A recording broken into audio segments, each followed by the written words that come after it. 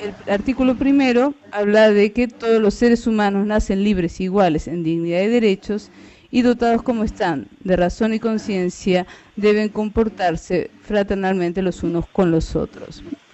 La declaración tiene, ¿no es cierto?, 30 artículos, un preámbulo muy interesante, pero a lo que yo me quiero referir es justamente a que en estos últimos 60 años surge el concepto de desarrollo, surge, bueno, se cataliza esta situación de globalidad o de interdependencia global, pero hay una cierta constante, una cierta evolución muy positiva, que es justamente la positivización de los derechos humanos, y que también en esa positivización hay también una mejora de la formulación de los derechos humanos, que si bien aparecen como un ideal universal en 1948, justamente lo eran en una forma muy limitada. Sabemos que fueron más bien los gobiernos aliados, que había muchas colonias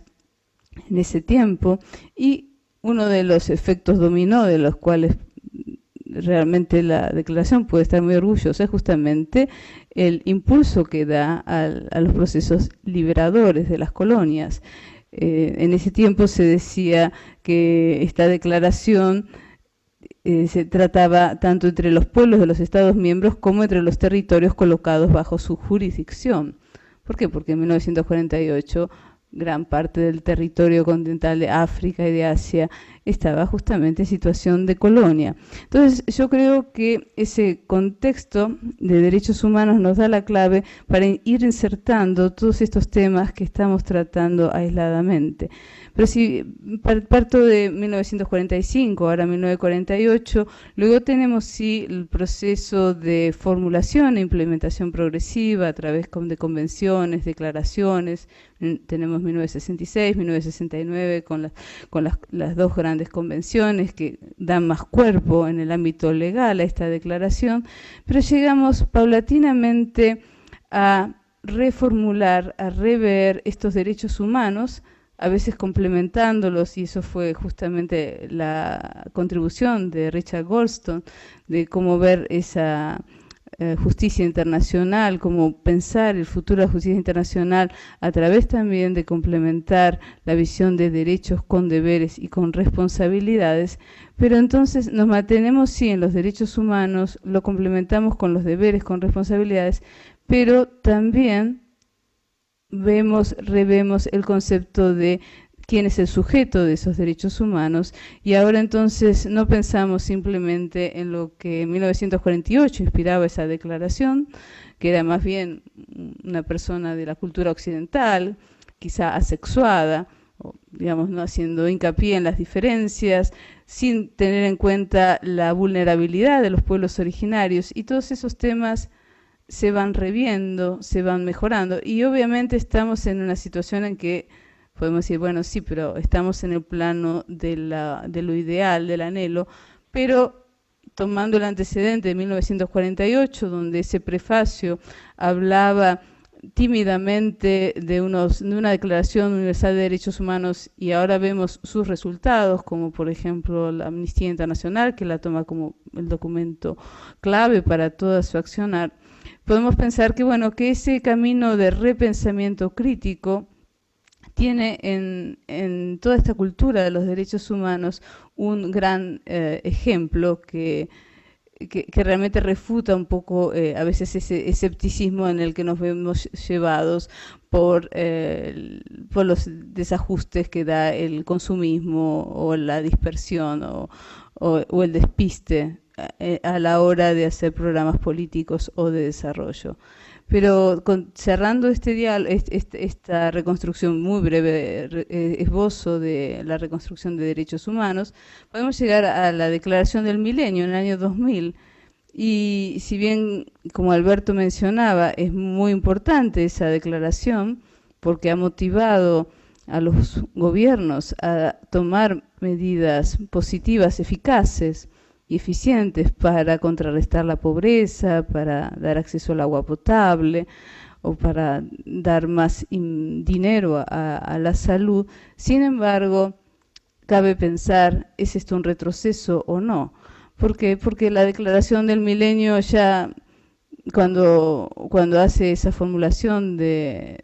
las metas o los objetivos del milenio, ya está cuantificando. Y ya no es tanto el concepto universal de derechos humanos, sino justamente el afán de lograr una meta a corto plazo que muestre un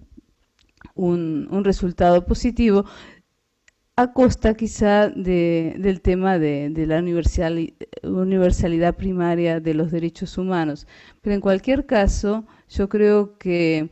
es a nosotros que nos toca repensar los temas justamente originarios de este desarrollo de los derechos humanos y quizás hacer más hincapié no tanto en las metas del milenio, de las cuales sí funcionan y es una herramienta para orientar la agenda internacional, tanto para la cooperación como para el desarrollo, pero me refiero ante todo al prefacio de esta Declaración del Milenio, donde allí sí se encuentra, de forma muy resumida, una suerte de ética necesaria en las relaciones internacionales, que si bien puede estar hecho por una cuestión de compromiso, dependerá de la sociedad civil hacerla valer y maximalizar sus resultados. Y yo creo que esa agenda, que la puedo resumir en un minuto, tiene los elementos que están emergiendo constantemente en nuestras conferencias. Ahí se habla de la libertad, la igualdad, la solidaridad, la tolerancia, el respeto de la naturaleza y la responsabilidad común. Y estos principios éticos se ponen como esenciales en las relaciones internacionales, cosa que con esto yo creo que se está inaugurando una nueva manera de repensar esas relaciones que antiguamente solamente se daban en términos de guerra o de uso de poder, de manipulación. Y justamente ahora se habla de la libertad, por ejemplo, se asocia la libertad con el tema de derecho a vivir la vida propia, criar sus hijos con dignidad, libres del hambre, libres del temor, tanto a la violencia, a la opresión como a la injusticia. Cuando se habla de igualdad, se habla del derecho de todos a beneficiarse del desarrollo. Antes no se hablaba de eso. Cuando se habla de la solidaridad, se habla justamente de la solidaridad como complemento a la justicia.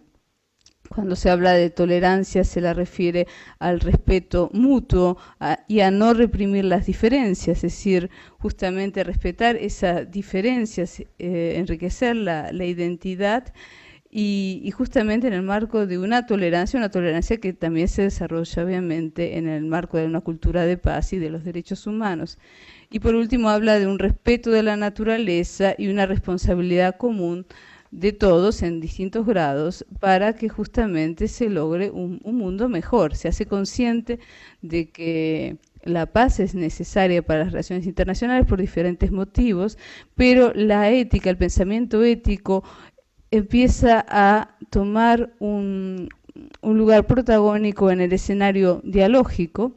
en la formulación también de conceptos, de definiciones, que yo creo que da una visión optimista o puede alimentar una visión optimista y que al mismo tiempo puede ayudarnos a reunir este mosaico de las conferencias que todavía quedará pendiente en todos nosotros de aquí hasta marzo, realmente quizá lograr una buena website, una buena publicación de todos los temas, pero justamente es el tema de cómo repensar la condición humana en este mundo globalizado.